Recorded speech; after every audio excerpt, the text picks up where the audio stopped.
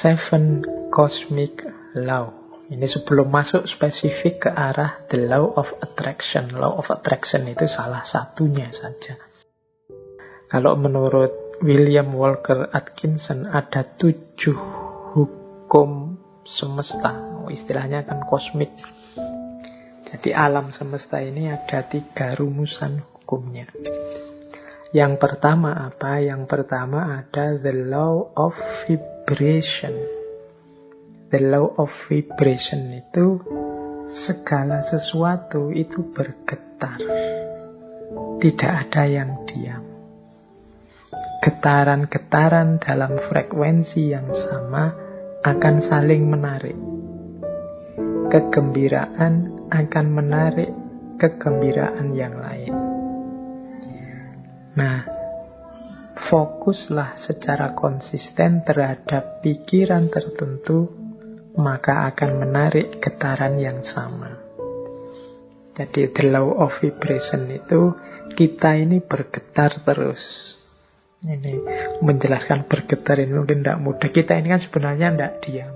Coba teman-teman perhatikan pikiranmu, perasaanmu, intelijensimu. Ini kan kerja terus.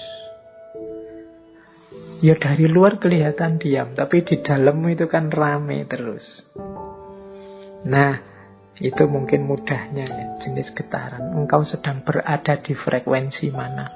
Mungkin engkau sedang marah-marah, mungkin engkau sedang senang, mungkin engkau sedang gelisah, mungkin hari ini engkau sedang bingung karena vaksin, mungkin hari ini engkau sedang gelisah karena sekelilingmu sedang pembatasan ketat karena pandemi. Mungkin ini kan sebenarnya dirimu itu sedang bergetar. Nah, the law of vibration itu vibrasi yang sama akan saling menarik atau akan menggetarkan energi atau menggetarkan vibrasi yang dekat dengan dirinya. Jadi kalau kita gembira, sekeliling kita akan hawanya gembira. Dan orang-orang yang di dekat kita akan terpengaruh oleh kegembiraan itu. Itu the law of vibration, mudahnya begitu. Jadi getaran kita itu mempengaruhi sekelilingnya. Apa yang ada dalam diri kita kalau kita gelisah atau murung, ini menggetarkan sekelilingmu dengan kegelisahan dan kemurungan. Ini namanya the law of vibration. Makanya kadang-kadang teman-teman kan bisa merasakan kalau misalnya punya teman akrab gitu, temanmu sedang sedih, terus dekat denganmu, dia pura-pura banyak ketawa, pura-pura ceria, tapi getarannya bisa engkau tangkap. Itu the law of vibration. Jadi getaran yang ada dalam diri kita itu akan menarik frekuensi yang sama dari yang ada di sekeliling kita. Kalau teman-teman dekat dengan teman yang sedang sedih, sedang gelisah, sedang susah, sekali-sekali dia tampak nangis, itu kan kita ikut terus hanyut dalam situasi kesedihannya, ikut dalam kemurungannya. Nah, ini ilustrasi mudah. Kalau teman-teman dekat dengan teman yang sedang senangnya luar biasa, cerianya luar biasa karena tujuannya tercapai gembira, itu kita dekat dia juga ikut gembira. Jadi getaran yang ada dalam diri orang lain bisa mempengaruhi getaran yang ada dalam diri kita. Demikian pula sebaliknya. Jadi kegembiraan akan mendatangkan kegembiraan, kesedihan juga akan mendatangkan kesedihan. Ini the law of vibration namanya. Menyikapi the law of vibration itu seperti apa? Ya menurut William Walker Atkinson adalah fokuslah pada yang baik-baik, yang indah-indah, yang nyaman-nyaman di pikiranmu. Apa yang engkau inginkan, fokuskan ke situ pikiranmu terus. Jadi getaran kesuksesan, getaran cita-cita keberhasilan, getaran cita-cita kebahagiaan itu biar menyebar kemana-mana dan menarik itu ke dalam dirimu. Yaitu, ayo mikir yang positif-positif saja. Ayo menginginkan yang baik-baik saja. Ayo mengharapkan yang nyaman-nyaman saja, yang damai-damai saja. Loh, itu nanti itulah yang akan hadir karena tertarik oleh getaran keinginan kita, getaran yang ada dalam diri kita. Itu namanya the law of vibration. Itu hukum yang pertama. Jadi, carilah frekuensi yang bagus, getaran yang bagus dalam dirimu. Dan hidupkan itu biar mempengaruhi sekelilingmu. Yang pertama itu cosmic law, yang kedua the law of relativity. Dalam hidup ini berlaku hukum relativitas. Tidak ada sesuatu yang bisa kita pahami sampai kita hubungkan dengan sesuatu yang lain. Apakah itu tentang sifat, nilai, kualitas, atau artinya sesuatu dan lain sebagainya, itu kita akan susah memahami kalau kita tidak menghubungkannya dengan yang lain. Itu namanya the law of relativity. Ilustrasi mudahnya, misalnya sampean mau menilai saya, Pak Faiz itu wajahnya seperti itu masuk kategori ganteng apa jelek? Itu kan susah kamu jawab, mungkin ya sungkan barang, gak berani ngomong. Tapi mudahnya itu, kalian ngerti saya cakep apa jelek, itu kan ketika dibandingkan, dihubungkan dengan yang lain. Mungkin dengan wajahnya orang lain, kalau dihubungkan dengan yang lebih cakep, ya saya ndak ada apa-apanya. Tapi kalau kamu cari yang lebih drop, jauh lebih jelek, mungkin saya yang masuk kategori ganteng. Itu the law of relativity. Indonesia ini negara yang nyaman, maju, atau negara yang terbelakang, mundur? Itu jawabmu mesti susah, karena parameter bisa macam-macam orang bikin. Mudahnya apa? Relatif. Relatekan dengan sesuatu yang lain. Jadi jawabannya mestinya, kalau dihubungkan dengan negara ini kita masih terbelakang. Tapi kalau kita sambungkan dengan negara ini ya masih lumayan. Kita masih tergolong lebih maju. Itu namanya the law of relativity. Jadi ini hukum alam yang kedua.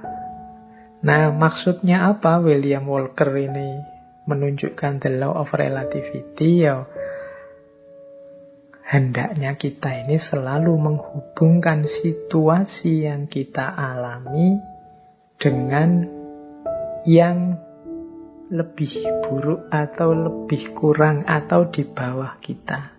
Tujuannya apa? Biar kita bersyukur.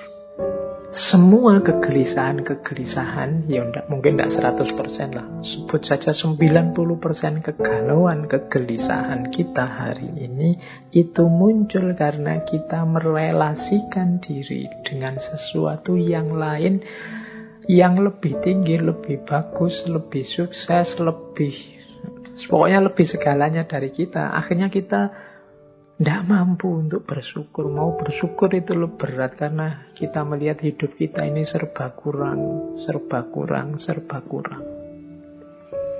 Kita salah mencari relasi, menghubungkan diri kita dengan apa. Karena tiap hari mungkin engkau melihatnya artis siapa, atau melihatnya tokoh siapa, atau kiblatmu orang besar siapa, itu terus orang kaya siapa, itu terus orang sukses siapa, itu terus, sehingga ketika menengok dirimu yang lahir hanya pesimisme, underestimate, merasa betapa tidak berharganya dirimu dan lain sebagainya, akhirnya tidak bisa bersyukur.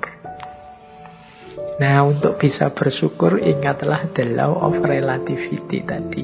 Kalau engkau mau melihat yang lebih bawah darimu, masih banyak.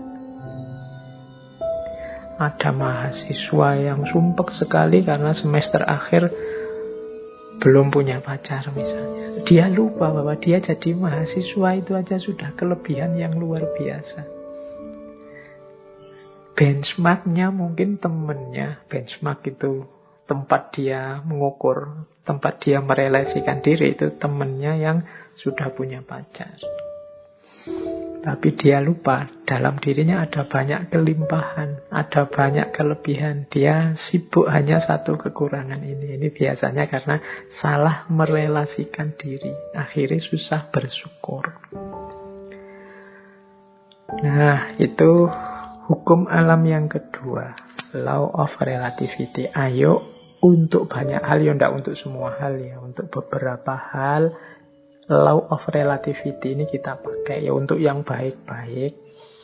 Sholat, ibadah, untuk tekun belajar. Nah, kita ambil yang level tinggi biar kita semangat untuk meniru yang baik-baik. Tapi untuk hal-hal tertentu kita ambil standar yang lebih di bawah kita sehingga kita tidak lupa untuk bersyukur. Nah, yang ketiga, the law of cause and effect. Hukum sebab akibat. Kalau ini saya tidak perlu menjelaskan ya. Kalau dalam Islam ya ada famay ya'mal misqala dzarratin khairan yarah wa may ya'mal misqala dzarratin syarran yarah. Ada aksi, ada reaksi. Ada sebab, ada akibat. Maka menghadapi hukum yang semacam ini, marilah kita ciptakan dalam hidup ini sebab yang baik-baik saja. Sebab-sebab yang produktif, yang sukses, yang unggulan, sehingga kita mendapatkan akibat juga yang sukses, yang unggulan. Jadi karena ada sebab, ada akibat. Kalau ingin akibat yang bagus, ya ciptakanlah sebab yang bagus. Ini hukum alam juga. Tidak mungkin dari kemalasan lahir keberhasilan misalnya. Makanya jangan malas. Tidak mungkin dari kejahatan, keburukan lahir kebaikan. Tidak mungkin dari proses yang merusak lahir perbaikan. Nah, ini cause and effect. Ini hukum alam yang ketiga. Ada sebab, ada akibat. Apapun yang kita panen hari ini, itu adalah benih yang kita tanam sebelumnya. Yang keempat, the law of polarity. Law of polarity ini, segala sesuatu dalam hidup ini ada pasangannya. Ada panas, ada dingin, ada terang, ada gelap. Ada atas bawah, ada baik buruk, ini pasangan. Pasangan ini sifatnya saling mengadakan. Saling mengadakan, ya kalau tidak ada buruk, yang baik juga tidak akan ada. Adanya yang baik karena ada yang buruk. Ini namanya saling mengadakan. Kalau semua orang sama, semua baik, semua, ya dia tidak disebut baik, ya standar saja. Dia disebut baik karena ada yang buruk. Disebut terang karena ada situasi gelap. Disebut atas karena ada bawahnya. Bawah saja tidak ada atas, tidak mungkin. Atas saja tidak ada bawahnya, tidak mungkin. Jadi dia saling mengadakan, saling mendukung keberadaan masing-masing. Oke, jadi situasi the law of polarity ini membuat kita nanti tidak mudah melihat satu sisi saja dari sesuatu, tapi harusnya kita melihat secara lebih lengkap. Jadi ada orang baik loh, terus kita puji, kita senangi total 100%. Dia dengan segala kebaikannya. Tiba-tiba dia melakukan sedikit atau satu keburukan, runtuhlah kepercayaan kita yang darinya sangat cinta jadi sangat benci. Kita lupa bahwa namanya masih manusia, masih duniawi, itu pasti berpasangan. Ada baiknya, ada buruknya. Ya mungkin kadar dan ukurannya berbeda-beda, tapi pasti ada pasangan-pasangan ini. Kita sering tidak siap menerima situasi yang kebalikan dari kenikmatan, kenyamanan yang kita rasakan hari ini. Padahal itu ya berpasangan. Ada enak, ada tidak enak. Di balik kenikmatan, di sisi sana ada ketidaknikmatan. Itu selalu ada. Minggu depan insya Allah kita perdalam the law of polarity ini di falsafah hidup yin yang. Tapi the law of polarity ini juga salah satu dari 7 cosmic law. Salah satu hukum semesta. Baik, nanti kita lanjutkan kalau yang keempat ini ya. Yang kelima, the law of rhythm. The law of rhythm ini, hidup ini mengalami siklusnya masing-masing. Hidup ini ada perputarannya. Siang, malam, kelahiran, kematian, kemunculan, kepergian, dan lain sebagainya. Namanya rhythm, iramanya hidup. Nah, segalanya ada awalnya, ada akhirnya. Ini the law of rhythm. Beberapa kali saya ceritakan kan ada kisah sufi, seorang sufi yang punya jargon, ini pun akan berlalu. Mengalami apapun, apakah itu kesenangan, apakah itu kesedihan, pada saatnya juga akan berlalu. Seberat apapun, seperti apapun. Termasuk pandemi ini, dia ada awal kehadirannya, pasti nanti ada akhir kepergiannya. Itu the law of rhythm.